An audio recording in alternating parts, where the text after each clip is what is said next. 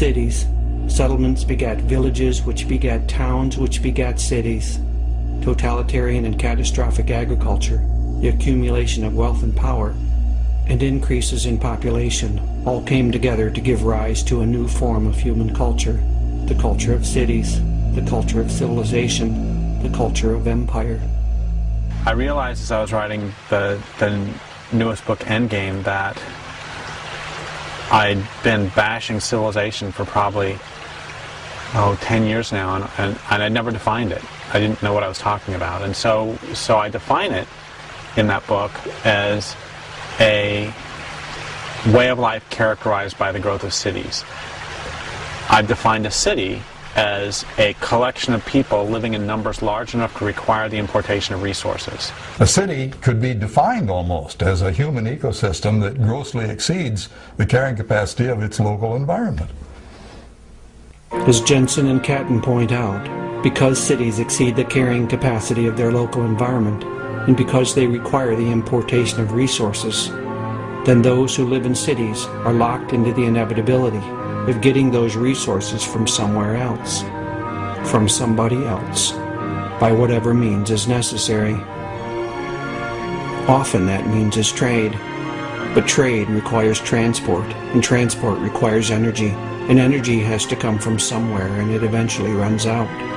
And trade requires willing partners, but people do not always want to trade. When trade breaks down, and you need those resources, what remains is war. We now need oil to keep our cities going. Watch the bidding war rage from trade floors to battlefields. Watch the Pentagon plan and the Patriots Act. Let's stop for a second and regroup. I told you I've had to challenge some assumptions. We've been doing agriculture and expanding and growing and building cities and accumulating material wealth for so long now that it just feels like this is how things are supposed to be. But how can a way of life that is destroying its own support systems be considered how things are supposed to be? They did eat every herb of the land, and all the fruit of the trees, and there remained not any green thing. Let's move on. Once our native human intelligence and creativity was combined with the defining impulses of empire, things began to snowball. We kept using more and more sophisticated technology so we could put off the inevitable, which is we've got physical limits. Using the power of technology, we could break through the limits and laws and rules that kept the community of life in balance for millions of years, temporarily.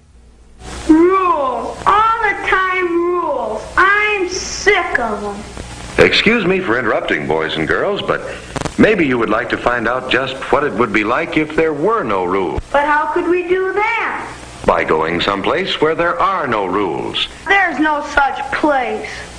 But maybe there is a way we could go to a place without rules. How? By using our imagination. Now let's all pretend real hard. And pretend we did. Thinking we had no limits, our power to control went right to our heads. As historian and geologian Thomas Berry put it, we in America are fantastically absorbed in the fact that we are controlled, in a sense, of the destinies of the universe. So, and whatever we do is what needs to be done. What I say goes, see? I'm the law around here.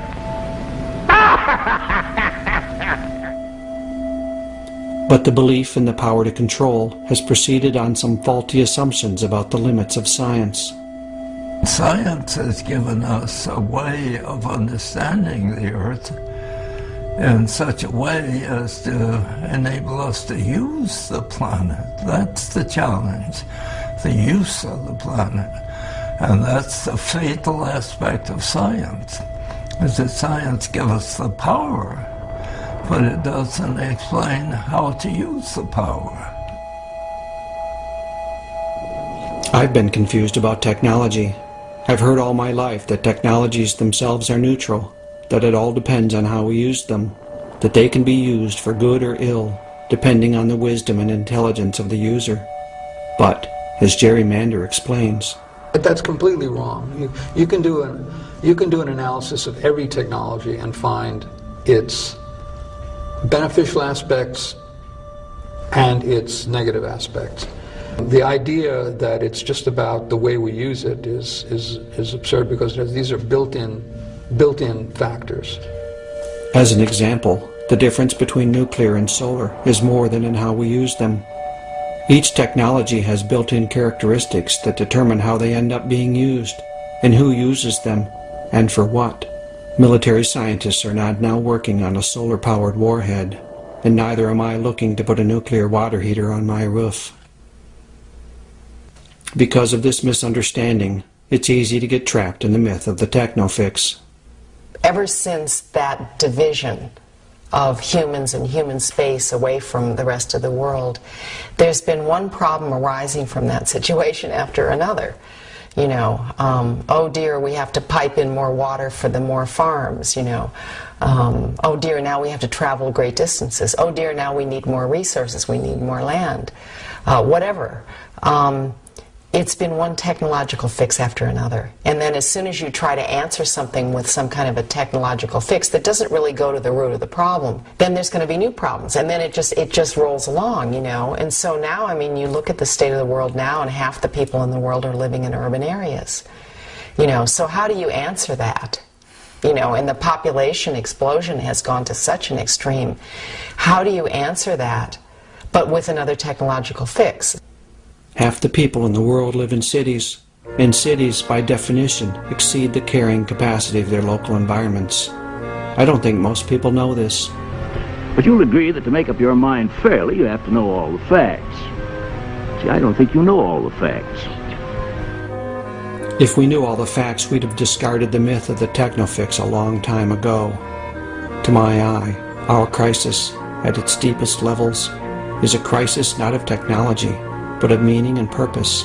We keep acting like all we need do is throw more technology at it, while we fail to understand, or even see, the clearly cultural issues that doom to fantastic failure these ever more desperate attempts to keep the present system going. We've been pretending for so long, we've forgotten what we once knew. You can't survive in the long run if you don't follow the laws of life. As we settled into agriculture and civilization settled into us. We fenced ourselves off from the world. And everything inside the fence became what we needed to survive, and everything outside the fence became threatening, wild, you know, uncontrollable. Keep it out. And our technologies cut us off from our own experience. We can build a culture that sits between us and the world, and that mediates our behavior toward the world, and what mediates what we do and what we perceive. If you have a spear, it becomes a lot easier. You don't have to kill somebody right in front of you. You can kill somebody 30 feet away, and that distance makes it easier to kill. And if you've been sent into war with a B-2 bomber strapped to your back and an array of high-tech sensors at your fingertips, you can kill Iraqis with no more thought or feeling than you might have wasting the Covenant on your Xbox at home. This disconnection from the world, from other people and other creatures, altered our relationships and left us confused and wounded. Our relationship with the universe becomes a use relationship. Now that's disastrous. Just like to say to another being, human, you used me, is about as terrible a thing as a person can say.